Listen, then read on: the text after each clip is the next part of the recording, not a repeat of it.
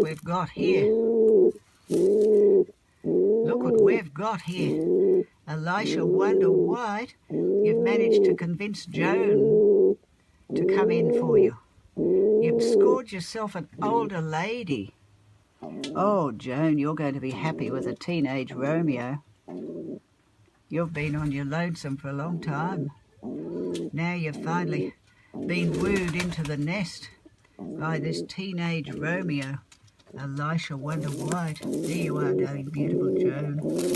There, precious Joan. Oh, my Elisha, you're not a lonely bird anymore. You're not a lonely one cuddling up to Mummy. You're not cuddling up to Mummy. There's no consolation in Mummy, darling. I try my best, but it's no consolation for me, bird. Not for me, beautiful bird. Now you've got a beautiful wife. Look at that. Look at that, Joan. There you are, my Elisha. There you are, teenage Romeo. You're my teenage Romeo, precious. You are my teenage Romeo. And there's your brother. There's your brother with his beautiful young wife. You've finally scored, darling. You've finally scored. Oh, that Joan. Look at Joan.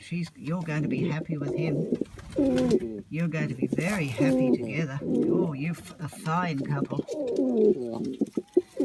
You've scored yourself a young husband. You've scored yourself a young husband. Very fine looking one. And what's happening over here in this love nest? Here's my Elijah. Here's my Elijah Wonderwhite.